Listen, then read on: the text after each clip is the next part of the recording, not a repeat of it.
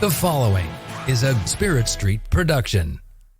The countdown to football season is right around the corner, but yet there are still rumors about the ACC possible implosion and the Big 12 swooping in to get those teams. We're going to talk about that and a little bit more today. This is the Big 12 Insiders.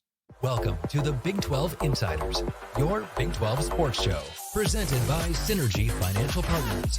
Now let's go to booming North Texas, home of Studio 73. Here's your host, Brien Hanley. Hey, everybody. Welcome back to the Big 12 Insiders. This is your man, Big B, Brien Hanley, along with Tim Fitzgerald. Fitz, how's it going, my man? Good to have you back. I don't have to work as hard now. Yes, I am back. That was a nice vacation. I needed. My wife needed it probably more than I did. I understand that. So it was good to go, but you know what? It's always good to come home, and I'm glad to be back, man. Glad to be back. So, thanks to my 3 great guests I had last week, made my life a lot easier than trying to fly solo. They were great, all 3 of them. I got you. Well, I appreciate you taking the reins, man. You know, football's coming right around the corner. And we're kind of in that period. We talked a little bit off air. You know, we're kind of in that period of just kind of waiting for football to happen, waiting for camp to start, waiting for school to start. But there's still news going on. Yep. And, you know, the ACC, again, here we are with everybody talking about this is going to happen. This is going to happen. This is going to happen. Well, now, Fitz, it looks like things are being slow played. Like, It's not that it's not going to happen. It's just myself and a lot of other people thought, okay, this is going to happen before the summer's over. Well, now it might not happen until next summer when we talk about all this stuff coming out.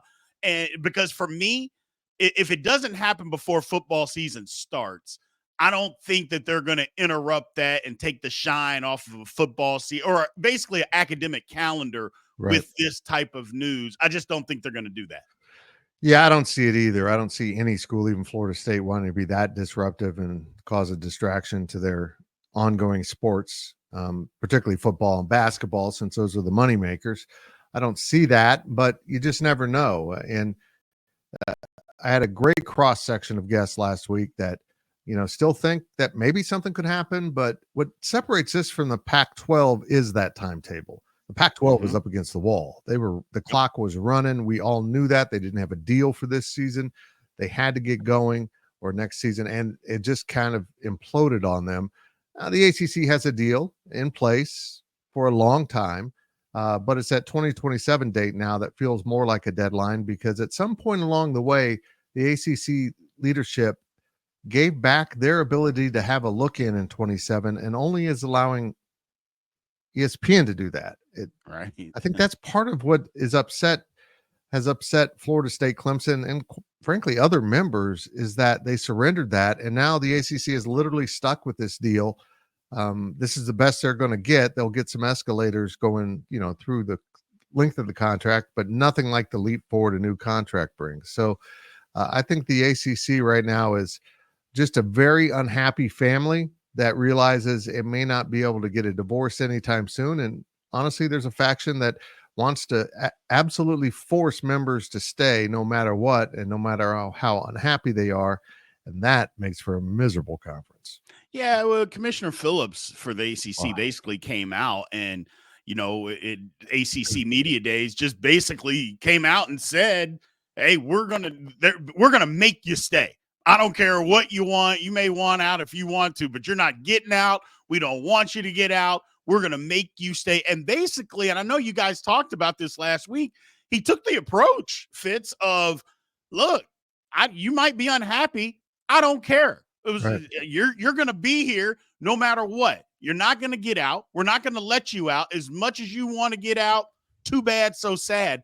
I'm just not sure that's the way you run a conference, Fitz. I don't know how you keep harmony. Now, don't get me wrong. I think Florida State has gone about this the absolute wrong way on multiple occasions. This isn't the first year that they've caused problems. But as the commissioner, shouldn't it be about, you know, you got to be the shepherd a little bit and kind of funnel people together, not just if the sheep's running this way, you just smack them down and you're going to come back. That's not how you do that, Fitz. What's going on here? Yeah, it was crazy. And look, if you're an ACC person that wants the league to survive, you were happy that he finally stood up and pushed back, because he's kind of known as someone that doesn't do that. But if you're Florida State, that felt personal. Yeah. That felt like a personal attack on your integrity as an institution. And I would imagine if they've got anything, we might see it leaked. In fact, we discussed this before we started. I saw a Florida State creator who's got a pretty hit and miss record, more miss, honestly. But he does claim that some documents might come out that will be incredibly embarrassing to Commissioner Phillips and Commissioner Swafford before him, about some of the things they did that weren't in the best interest of the conference, that kind of lifts up their lawsuit to say, look, you're not doing what's best for this conference. You're not thinking of our interests.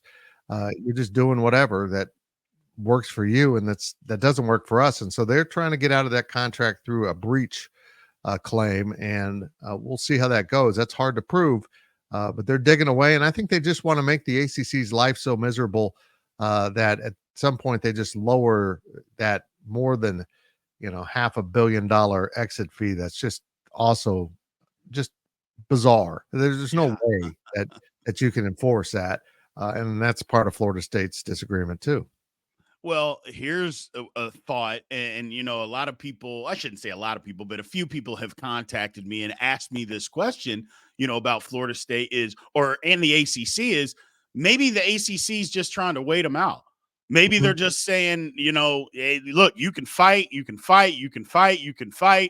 Sooner or later, you're going to drop this fight. And maybe that's what the ACC is banking on here, is that all this ruckus that you're causing, we'll go toe-to-toe with you, but we're not going to back down. And I don't think that we're going to lose. Now, eventually, personally, I think they will.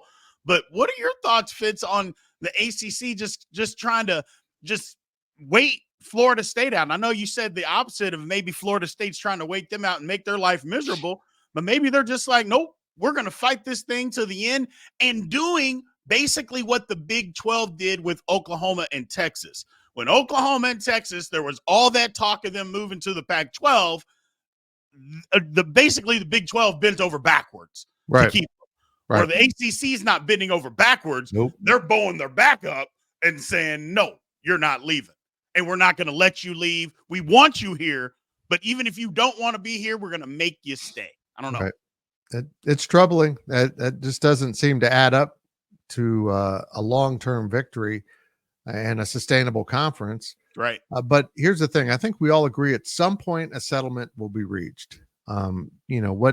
Whatever side gets the better of that settlement will be because these two sides right now want nothing to do with the settlement. So this case is going to go forward as far as it can. And once someone gets an upper hand and the other side finally has to admit, we're going to lose. We better. Our chances of losing are too great. And the amount we would lose by that is devastating. Let's get to the table and negotiate. That's exactly what happened with House versus NCAA. Once the NCAA realized we're in a bad spot, chances are we're going to lose this, and such a massive loss, it'll destroy the entire NCAA. Let's go to the table and find something survivable. Well, and that's the whole thing, is what you said. Get to the bargaining table. And it seems like it's gone back and forth. Before, all we heard was, oh, this is airtight, the ACC, that there's nothing that they can do to get out of it. 6 months later, well, hold on a second. Lawyers are involved. Florida State, they're definitely getting out of this thing. Clemson's jumped on board. I go, before you know it, the whole ACC is going to blow up. 2 months later, I don't know. It seems like Florida State might actually, or ACC has the upper hand. They're going to be able to ride this thing out. It's chaos. Now, you know me. I usually love the chaos, Fitz. But in this case, this chaos is ridiculous. It's just out of control. It's just, and again, I think it comes back to everybody saying nobody wants the ACC to go away. Florida State would 1,000,000% stay in the ACC if they were getting $50, $60, $70 million a year. There wouldn't be any talk. If the ACC said today, okay, we'll give you this, they'd stay. That would be the end of it. So at some point, look, ESPN, obviously these TV or the television companies are running this thing. So eventually they're going to have to come to the table and just decide, do you want the ACC to be around? Right. Do you want to be around? And they're going to make the decision based on what's good for them. Is it going to bring them revenue? Is the ACC network worth keeping it around? Is all of this helpful to ESPN? If it is, they'll figure this thing out. And I think sooner than this 2027 spot, I think they have to try to get this settled down, Fitz. Well, you nailed it with, at the end of the day, ESPN is in charge of this. Yep. When we get to 2027, if they don't want to pay the ACC any more money and they want to consolidate schools into, in this case, would be the SEC and Big 12, because those are what ESPN owns, they could do that and start moving teams around to maybe lessen the load a little bit by getting rid of some what might be perceived as dead weight. That is really the problem the ACC has that nobody's talking about. The problem isn't at the top with the money earners. The problem is at the bottom. Why do you have a conference with so many desirable brands? I mean, Florida State and Clemson have won national titles recently. You've got North Carolina, Miami, Louisville. You got so many great brands, and I apologize, I'm not leaving anyone out on purpose. And yet the conference gets paid less per school overall than what the Big 12 gets. And it'll only escalate as we move through this into this new contract for the Big 12. At what point does the ACC say, okay, here's a survivable tactic. Let's go to let's go to ESPN and say, what works best for you? What is the alignment of schools that will be the most profitable for the ACC to stay together? That's right, Brian. I think they're going to have to look at shedding some dead weight, which is not fun, not desirable for those fan bases. But if you're dragging the entire conference underwater, you better get away from them like a drowning victim pulling you under, because that's kind of what it feels like. They have to do something very proactive, because just forcing members to stay, that ain't it, man. That's not going to get you going for the long term at all. Absolutely not. And while that's a bad thing, maybe a public persona to say get rid of teams, the bottom or teams, schools, but the bottom line is these are businesses, and we've talked about it several times. All of these universities are run like businesses, and we know in all businesses, what do? They evaluate, they get rid of what they can get rid of so they can maximize profits. Right. It's literally what they're doing. So if a university or / a conference needs to do that to try to maximize and keep things together, then that's just what's going to have to be done. We haven't really seen that, Fitz, though, with conferences just kicking a school out. We haven't seen that. But I think you're right. I think the next step is, okay, what do we have to do to create more revenue for our conference? And ESPN is going to tell them, hey, look, I'm sorry, but you got to kick out so-and-so, so-and-so, and so-and-so to be able to maximize profits. That's just the way it's going to be. And I go, now, if you don't want to do that, we totally understand, but the ACC is going to fold like a cheap accordion if ESPN tells them that, because they're not going to want this thing to go away. They're wanting to maximize who's in there and be able to get to continue to keep the conference running. In the long run, it might stink to the public, but it also might make sense, because some of these other conferences, Big 10, SEC, I don't know so much the Big 12, but maybe I think it might come to that anyway with these other conferences. Keep in mind that ESPN does own 100% of the rights to the SEC and, roughly 50, I don't know what the cut is, with the Big 12, none of the Big 10. So I think it would be their desire to work out a way where none of the schools would end up going to the Big 10. Right. Unless, there's some kind of compensation, because they don't want to give up those rights to like a North Carolina. So this is going to get very interesting to see how the ACC approaches making their TV partner happy to the point of, we're going to stick with you, while also trying to appease Florida State and Clemson. Is there something to be done? They've been pretty adamant that they're not going to pay them more than any other members. They see what the Big 12 did as a fatal flaw, and it was literally a life preserver that kept the conference afloat for another 10 years. Folks, you should do that. You should Yeah. you should try to survive another 10 years, because look what happened to the Big 12. It still survives because of that.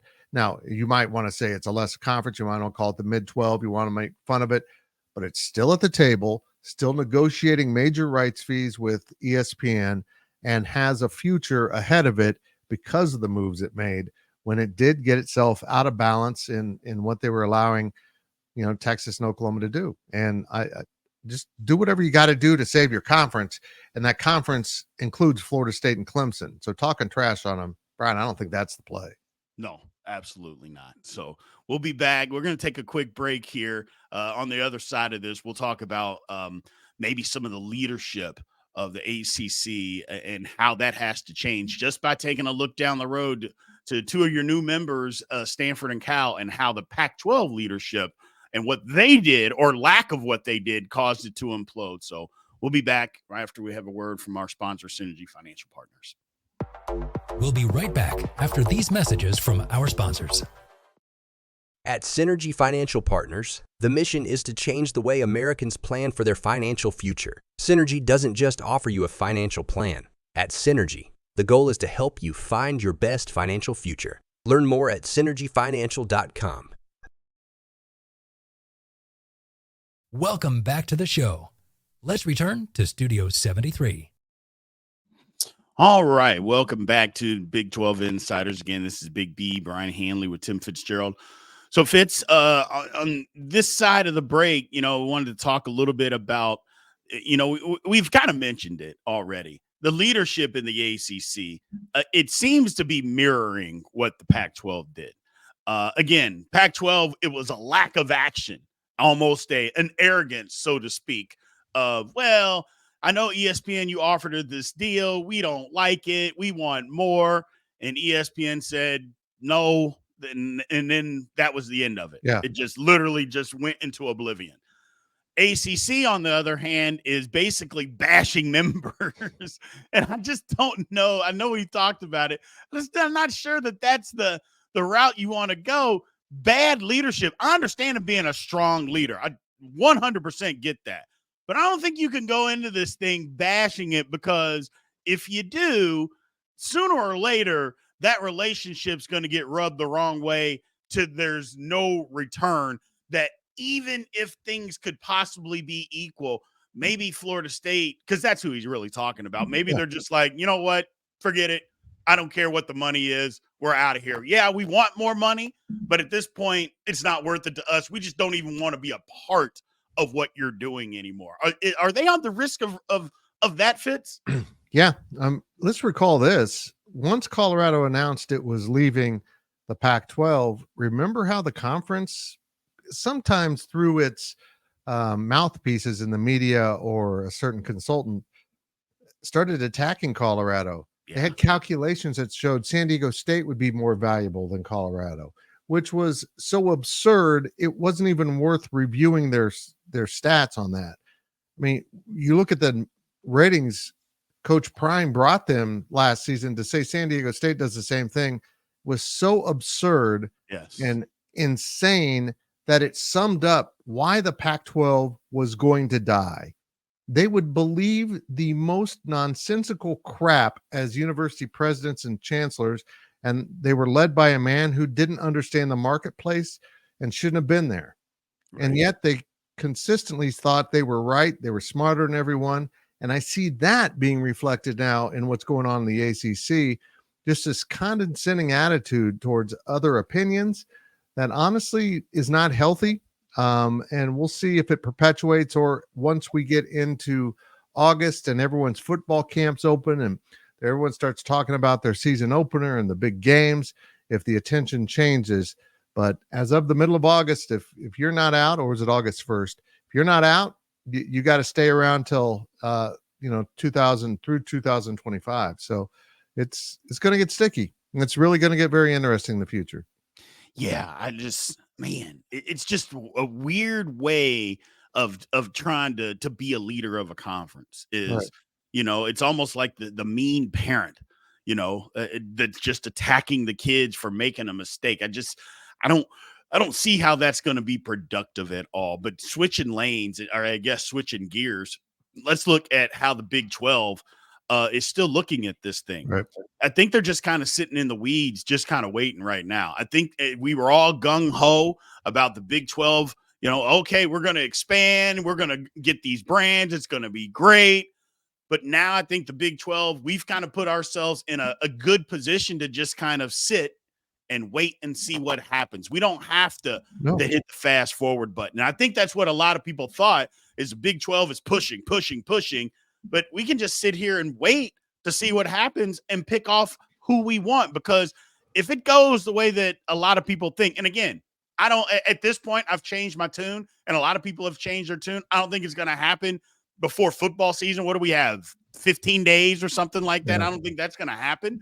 But having said that, we can just wait for this to happen, and the Big 12 is going to be better for it, Fitz, because they're going to get the teams that are going to make the conference better. Right. The Big 12 doesn't have to do anything. Nope. They feel really good about their 16. The television partners feel really good about their 16. All the insults from ACC fans don't change that. You can call the Big 12 names just like the Pac-12 did, and it doesn't alter the reality of the marketplace in which the Big 12 is in a very healthy position for itself with 16 members. And if that opportunity arises next year, in 10 days, in 2 years, to add schools that will boost the quality of the conference, Brett Yormark will do that. But if it does, he's not going to sit there and say, well, they kicked out Wake Forest, Syracuse, and Boston. We'll take them. No, that's what the ACC did with the Pac-12 remnants and SMU, and further heated up the entire situation by adding, honestly, very weak links into your conference. Mm-hmm. You created new problems with travel, new expenses. How they thought this was a good idea is completely baffling to me. I know they wanted to protect their number of 15, but I don't think that's going to be the effective way to do it. I think they might have grown the number of schools now that would consider leaving to take them below 15, even though they added those 3. Right. And talking about the rivalry, I guess, technically the rivalry between the ACC and the Big 12, here's my take on it. And you can tell me I could be way off base, but I believe that the ACC, the conference in itself, and fans of the conference and of those universities, they're upset because they know the Big 12 is better. Now, they're going to say that the ACC is better because Clemson and Florida State in football have been traditionally better than the other schools because they've won national championships in the last 20 years. Okay, I understand that. But you look at the trajectory of some of these teams, like look at Clemson. What has Clemson really done in the last 4 years? Now you're saying, well, it's only 4 years. But before they went on that great run that they had, Clemson was an also-ran. I mean, it just was. And everybody knows that. And if you deny that, you're just denying it just because you want to argue, which, okay, that's fine. Florida State's been really good. And I'll admit they got hosed last year. I get it. But at the same time, you take those schools away, the Big 12 is better from top to bottom. It just is. That's just a fact. It's just a better conference. I'm not saying the ACC's bad, and I think that's where people get mixed up, is when you say somebody's better, you have to automatically believe that another conference is bad. But where ACC fans really get bent out of shape, Fitz, is because the Big 12 conference is light years better in basketball. And for years, the ACC has been a basketball conference. That's where they really get bent out of shape, is because they know that the Big 12 is light years better than the ACC is in basketball. It doesn't matter what metric you want to look at. It is better. They know it, and they can't handle it. What's really strange to me is when ACC folks argue that their conference is better, they hold up the 2 teams that want to leave. Yes. And I don't remember the Big 12 ever saying Oklahoma and Texas are the only reason we're a strong conference. Nope. The Big 12 never said that. In fact, the Big 12 championship games argue other than that. Mm-hmm. The only team to repeat going to the Big 12 championship in the last 4 seasons was Oklahoma State. And they lost both. And in that midst, Baylor and Kansas State also won Big 12 titles. It's never been about 2 schools in this conference, although Oklahoma went on a pretty dominant run. But I've never seen a conference say, "Oh yeah, we're really good because the team's leaving. We're really good." Well, you do realize what's going to happen if they leave. No, we'll Right. still be really good. I don't understand how you get to that conclusion. You just bragged about you're really good because of them. If they go to the Big 12, won't that shine move over to the Big 12? Well, no, ESPN won't pay them more for that. None of it makes sense to me. No. ESPN has an opportunity, if they can consolidate their best brands from the ACC into the Big 12, to capture a big part of what they have now with a lot less money, probably. And meanwhile, the Big 12 will get more money per school. And it's just how the math works out. Yeah. And I think that's what eventually is going to happen. ESPN is going to look at this thing maybe in a year and just say, okay, what are we doing here? It just doesn't make sense to continue this. Look, Florida State, Clemson, you want out. Here's what you're going to do. You're going to go here. This is the way we're going to make it work. Now, granted, I don't think ESPN is going to control the courts. And a lot of this still has to go through the court system. But as you mentioned before, Fitz, with that ultimate wisdom that you have, a settlement. And a settlement doesn't have anything to do with the courts at that point because you're not going through the lawsuits at this point. Now it's a settlement. How much are you going to get out of there? And if ESPN, again, comes to save the day and they can negotiate all this because they're going to be right in the middle of that negotiation, then it's all going to just it'll fall into place. I believe that's what's going to happen. But yeah, I just that's what burns me up when you see all this action and everything on Twitter. That's what really football is one thing. Don't get me wrong. And all of this is controlled by football. All of it is controlled by football. So they're going to argue that. But ACC is basketball country. It just is. And they can't stand that the Big 12 is a far better basketball league than them. They just can't stand it. So then they try to prop up two teams, like you mentioned, that are trying to get out of there. They're going to prop them up on something else. It's a catastrophe. And I'm sorry that it's happening. I don't want it to happen, but reality is reality. Well, I mean, let's be blunt here. That's the whole core of the problem with the ACC. Florida State and Clemson are saying, we're bringing you all the money because of our football viewership. And the ACC is like, yeah, but you're not very good in basketball, and basketball is our thing. And basketball, and Florida State, Clemson, and even ESPN are like, we don't care. Basketball is a nice add-on right now, but the contract is mostly about football. Now, we can argue that that will change in the future. But Brien, I almost want no settlement so that we can get to the point a couple years down the road when ESPN is literally put on the spot to decide in 2027, what do we do with the ACC? I want to know what they would do. Would they actually smother the conference and move teams to other conferences, or are they going to extend their deal and maybe do it in a way that will let the ACC survive? I know one thing about ESPN. They're going to do whatever they project to be best for business, and damn your feelings. Absolutely. Absolutely. Going to take our final break before we end the show. And basically, we're going to touch on what's next, what's happening, and what are we looking forward to? Because I know what I'm looking forward to, but we'll be back on the other side of this once we hear a word from our sponsor, Synergy Financial Partners. We'll be right back after these messages from our sponsors. At Synergy Financial Partners, the vision is to build the world's largest consumer financial education and empowerment company. Synergy doesn't just offer you a financial plan. At Synergy, the goal is to help you find your best financial future. Learn more at synergyfinancial.com. Welcome back to the show. Let's return to Studio 73. All right, welcome back to the Big 12 Insiders. You know, Fitz, before we end the show, like I said, I just wanted to talk about what I'm looking forward to, and I think all fans are looking forward to. Football. Let's get this thing underway. Enough about the conference realignment. Enough about who's trying to get out of what conference. It is football time, and we are going to dig into that for the rest of the week, the next couple of shows here, and just talk about what is next, and let's get this thing going, man. Because I'll be honest with you, all this other stuff, it's just it's interesting, but it's starting to get on my nerves. I just want football to get started because I know that they will not interrupt football with this nonsense. They won't. They won't do that. So they're not going to. So football just needs to hurry up and get here, Fitz. Just needs to hurry and get here so we can get it underway and get going. I'm with you. I'm with you. I want some topics to talk about, and we will get a couple topics this week, more related to the season and what's going to take place. It's going to be an incredibly entertaining year in Big 12 football because at the end of the day, we can talk about Kansas State and Utah and Arizona and Kansas and whomever else, Oklahoma State being the favorite.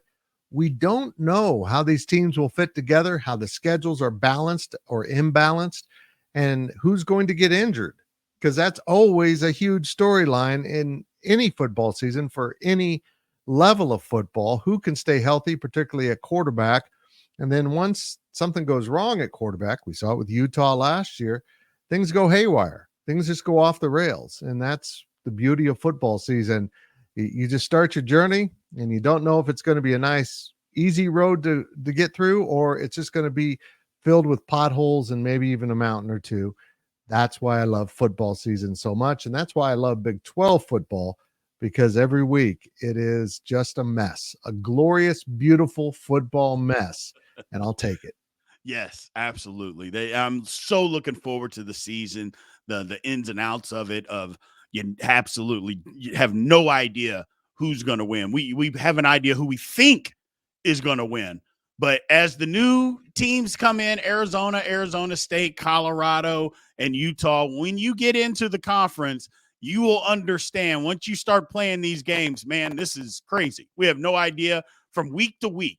One week, a team will get blown out by 40 points. The next week, they got you on the ropes at 2 minutes to go in the fourth quarter that you didn't think had a chance to beat you.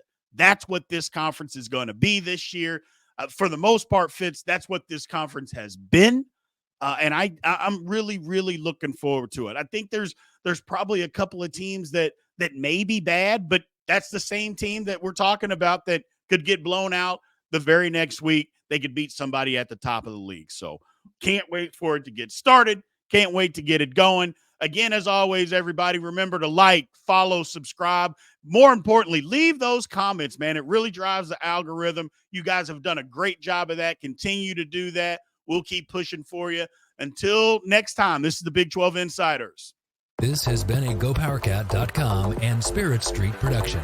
Please support this show by subscribing to this YouTube channel or follow us on your favorite podcast platform.